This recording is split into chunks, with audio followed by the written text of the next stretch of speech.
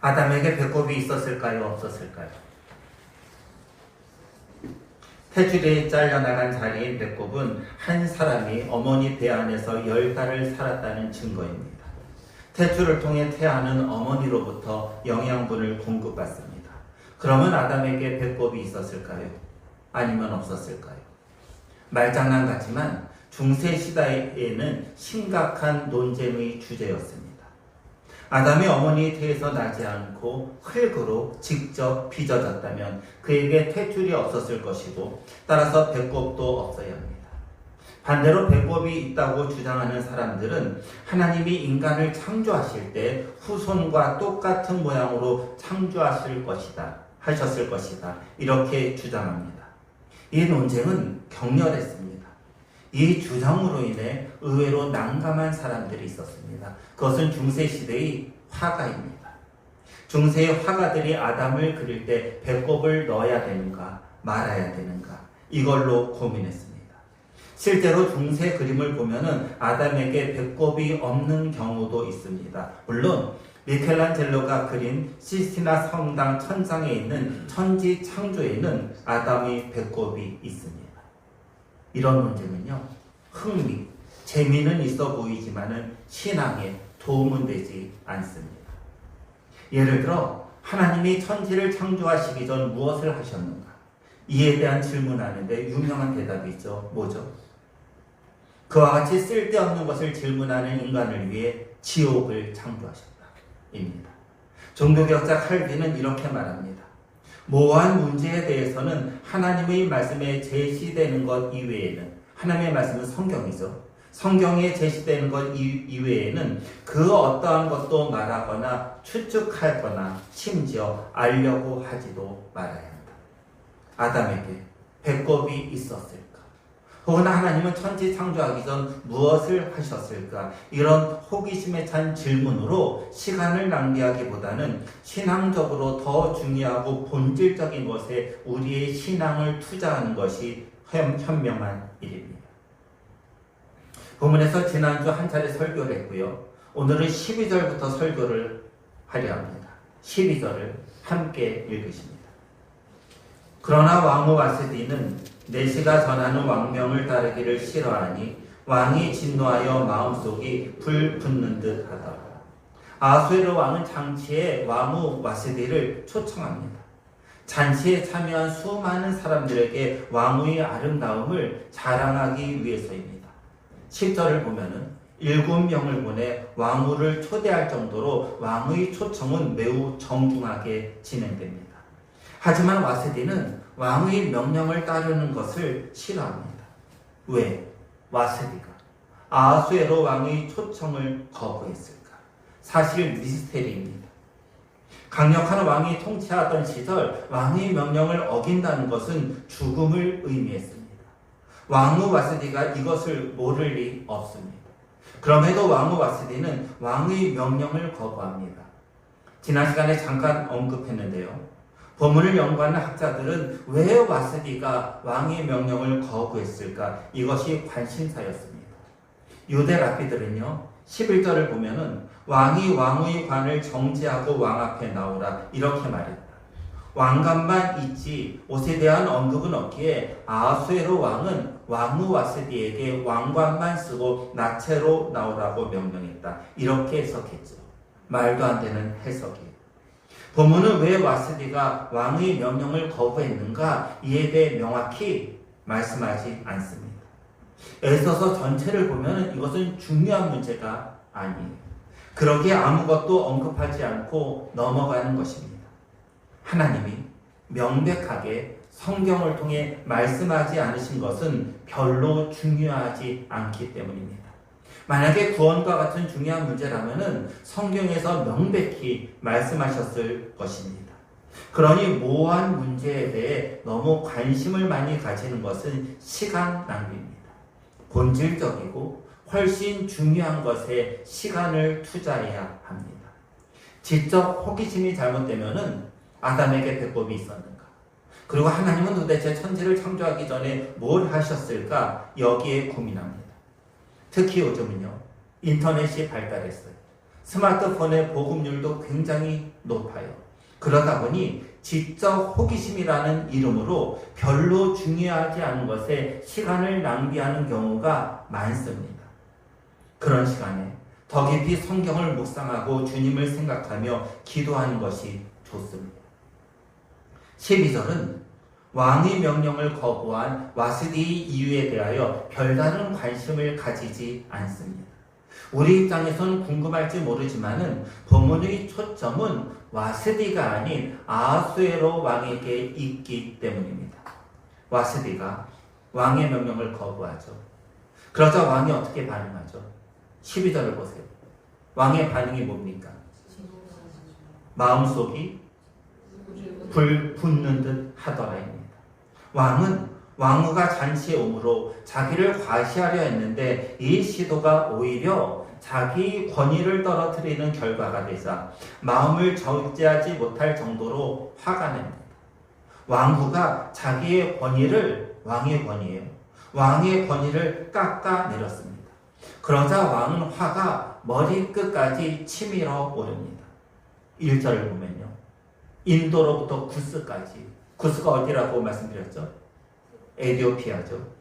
거기에 이르는 거대한 페르시아 제국의 최고 권력가인 왕이 무시당했으니 마음이 얼마나 화가 났을까요? 아하수에로는 187일간의 잔치를 벌여 자기의 능력을 온 천하에 과시합니다. 그럼에도 왕의 과시 그리고 왕의 권위는 한 사람으로 인해 심각한 손상을 입습니다. 그 사람은 다름 아닌 자기 아내 와스디입니다.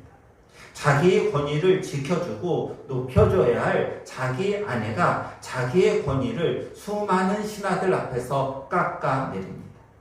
와스디는 단번에 신하들 앞에서 강력한 아하수에로 왕을 무기력한 남자로 만듭니다. 왕 아하수에로는 거대 페르시아 제국을 다스리는 왕이지만 자기 아내에게는 존경과 존중을 받지 못하고 있습니다. 고대 사회에서요. 여자로부터 당하는 가장 심각한 모욕은 여자에게서 죽임을 당하는 것이었습니다.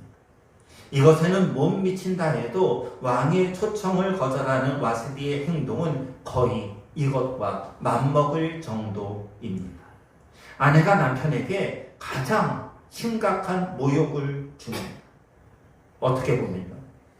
와스디는 왕의 초청을 거절할 정도로 용감한 여인이었습니다. 그러나 용감한 것 자체보다 어떤 일에 용감해야 하는가 이것이 중요합니다. 가치 있는 일에 용감한 것은 지혜입니다. 반면에 그럴 만한 가치 없는 일에 용감한 것은 무모함이자 어리석음에 불과합니다. 12절의 특이한 것은요. 마음속에 불 붙는 듯 하더라. 여기서 왕의 분노에 사용된 단어는 종종 하나님이 악인에 대해 취하시는 가장 강력한 심판을 나타낼 때 사용하는 단어였습니다. 아하수에로 왕의 와스디를 향한 분노는 하나님이 악인을 심판할 때 느끼는 분노와 똑같습니다. 아하수에로 왕은 자기 명령에 거절한 와스디를 향해 분노합니다. 이 분노를 보면은 아하수에로는 와스디를 어떻게 처리할지 이미 결심이 선 것 같습니다. 아하수에로 왕은 와스디를 어떻게 처리할지에 대해 현자들에게 질문합니다. 이것이 13절이죠. 13절을 함께 읽으십니다.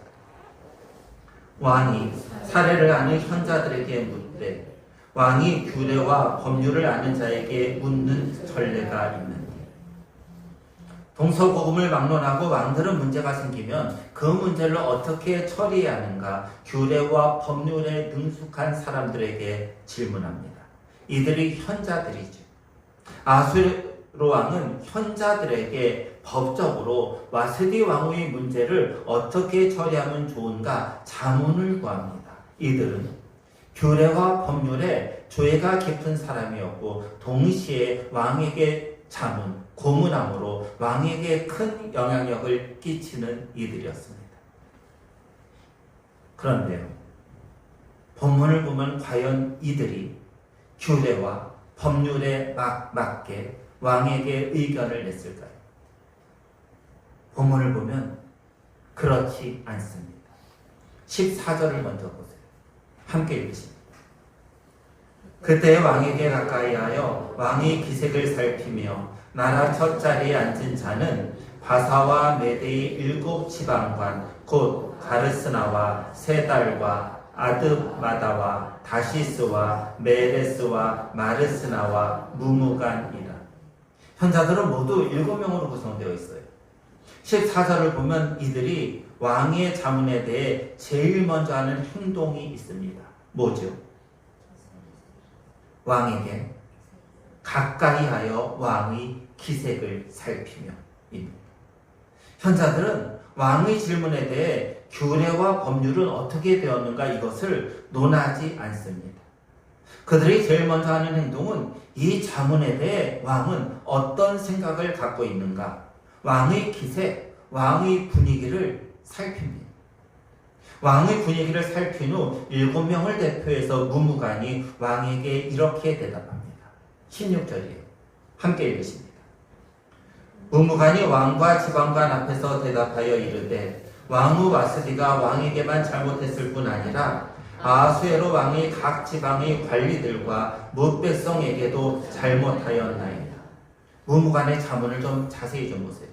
와스디 왕후는 임금님께만 잘못을 저지른 것이 아니라 아수에로 왕께서 다스리는 각 지방에 있는 모든 신하와 백성에게도 잘못을 저질렀습니다. 이 말은 이상합니다. 와스디는 분명 왕에게 잘못한 것이 맞습니다. 그렇지요. 왕의 명령을 거역했어요. 그 결과 왕의 위신, 권위를 여지없이 실추시켰습니다. 지금의 관점, 대통령과 아내의 관점이 아니라 2500년 전 왕과 왕후의 관점으로 이 문제를 보세요. 왕후는 왕의 아내이자 동시에 왕의 신하입니다. 아내이자 신하가 남편이자 왕의 권위를 단번에 떨어뜨려 버렸습니다. 왕의 명령을 거절했어요. 이것은 분명 왕에게 잘못한 행동입니다. 그러면 무무간의 그 다음 말은 맞습니까? 왕후 와스디가 모든 신하와 백성에게도 잘못했나요?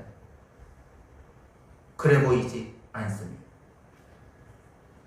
여기서 우리가 일반적으로 저지르는 잘못 한 가지를 좀 짚고 넘어가려 합니다. 일반화의 오류라는 말이 있습니다. 한두 번 혹은 몇 번 일어난 것을 늘 일어난다. 일반적으로 일어난다는 것처럼 말하는 오류입니다. 예를 들면은 정치인들이 모든 국민들이 이렇게 생각한다고 주장합니다. 모든 국민들은 그렇게 생각하지 않습니다. 자신들만 그렇게 생각합니다. 또 정치인들은 많은 국민들이 좋아하는 것을 좋아하는 이것을 해야 한다고 주장합니다. 많은 국민들이 그것을 좋아하지 않지요. 자신과 자신을 지지하는 사람들만 좋아합니다. 몇몇이 주장하는데 대부분이 주장하는 것처럼 말하는 것이 일반화의 오류입니다. 그런데 이 일반화의 오류가 의외로 교회에도 자주 일어납니다. 자기가 주장하는데 우리라는 말을 사용합니다. 자기가 하고 싶은데 우리라는 단어도 사용합니다. 자기 혼자의 주장인데 우리라는 말로 논점을 흐립니다. 자기 주장을 정당화하기 위해 일반화의 오류에 빠집니다. 분명 이것은 오류예요. 잘못입니다. 이번에는 19절을 보시기 바랍니다. 함께 읽으시죠. 왕이 만일 좋게 여기실진데 와스디가 다시는 왕 앞에 오지 못하게 하는 조서를 내리되 바사와 메대의 법률에 기록하여 변기함이 없게 하고 그 왕후의 자리를 그보다 나은 사람에게 주소서. 무무간은 와스디의 폐위를 주장합니다. 와스디를 폐위시키는 조서를 내리는데 그것을 바사, 페르시아예요. 페르시아와 메대의 법으로 정하여 고치지 못하도록 왕후의 자리는 와스디보다 더욱 훌륭한 다른 사람에게 주자는 주장입니다. 우리가 19절에서요 눈여겨보아야 할 말씀이 있습니다. 이미 14절에서 왕의 기색을 살핀 무무간을 비롯한 7명의 현자들은요, 19절에 와서는 와스디의 폐위를 주장해요. 그러면서 여러분 어떤 기준을 내걸죠? 19절을 보세요. 그들이 내건 기준이 뭐예요? 왕이 만일 좋게 여기실 진대. 지금 이들에게 중요한 것은 규례나 법률이 아닙니다. 왕의 기색 곧 왕의 분위기이며 왕이 이것을 좋게 여기는가 또는 좋지 않게 여기는가에 있습니다. 프랑스의 왕 루이 14세는 유명한 말을 했죠. 지미 곧 국가다입니다. 왕이 통치하던 시절 왕이 곧 국가이고 왕의 말, 왕의 생각은 곧 법이었습니다. 이것을 잘 아는 현자들이기에 왕의 기색을 살핍니다. 왕의 명령을 거부한 와스디에 대해 왕이 어떤 생각을 하고 있는가 그것을 살피는 것입니다. 그렇게 살피자 왕이 마음속에서 불 붙는 듯한 진노가 있다는 것을 발견합니다. 그리하여 그들이 의견을 냅니다. 왕후에 대해 불붙는 진노가 있으니 왕이 좋게 여기는 대로 왕후를 폐위하자입니다. 답정너란 말이죠. 답은 정해져 있고 너는 대답만 해의 줄임말입니다. 아수에로의 답은 이미 정해져 있습니다. 마음이 불붙는 것처럼 분노하고 있으니 와스디는 이제 끝입니다. 왕의 눈치를 보던 현자들은 왕이 원하는 대답, 정해진 대답을 내놓습니다. 현자인 이들은 왕의 고문에 해당합니다.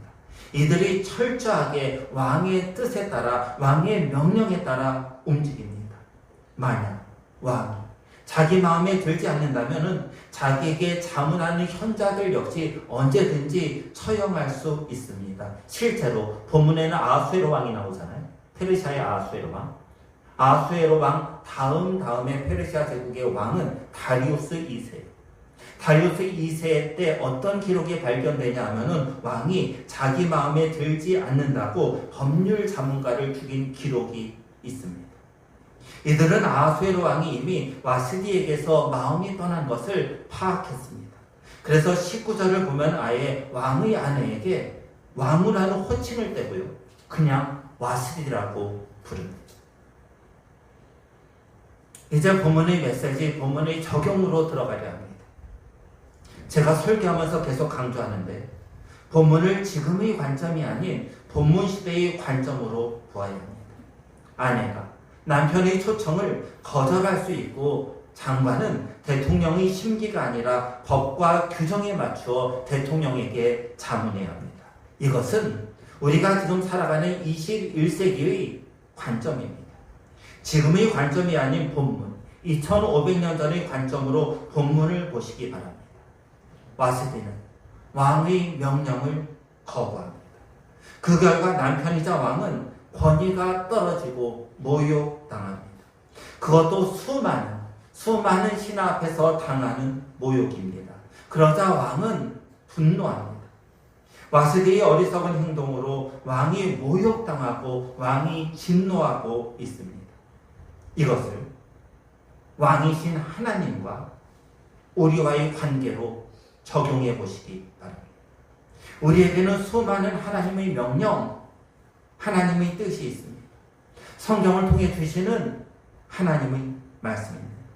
우리가 그 하나님의 명령을 거절합니다. 하나님이 원하시는 삶을 살지 않는 것입니다. 이런 어리석은 행동으로 인해 하나님은 모욕당합니다. 하나님의 이름이 땅에 떨어지는 것입니다. 그렇게 하나님이 모욕당할 때 왕이신 하나님은 진노하고 분노하십니다. 와스디와 달리 무무간을 비롯한 7 현자들은 왕의 기색을 살피고 왕이 좋게 여기는 대로 결정합니다.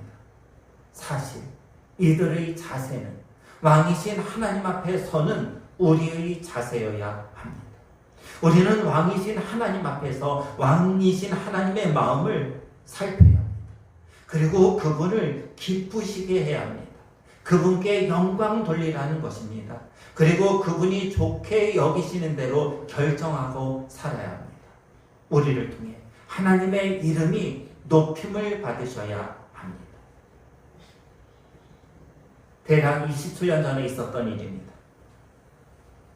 퇴근하고 집으로 가다가 택시와 접촉 사고가 났습니다.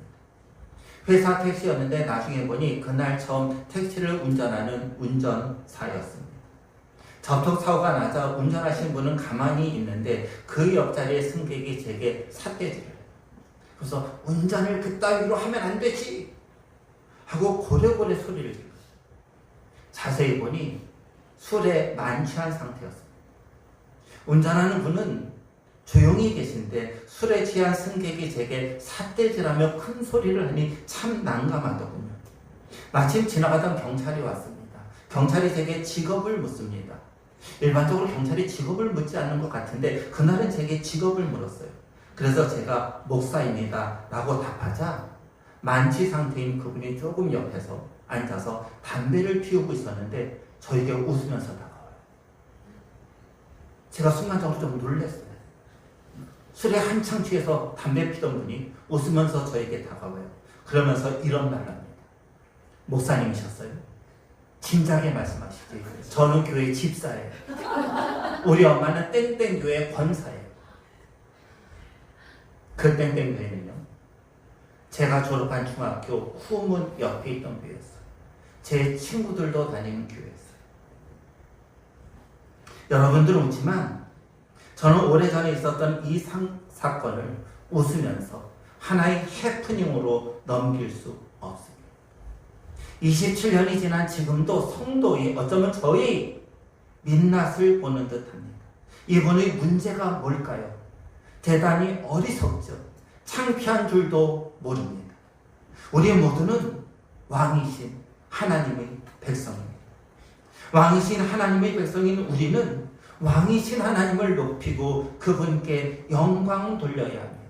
왕이신 하나님이 나로 인해 모욕당하거나 권위가 그리고 그분의 이름이 땅에 떨어져서는 안 됩니다.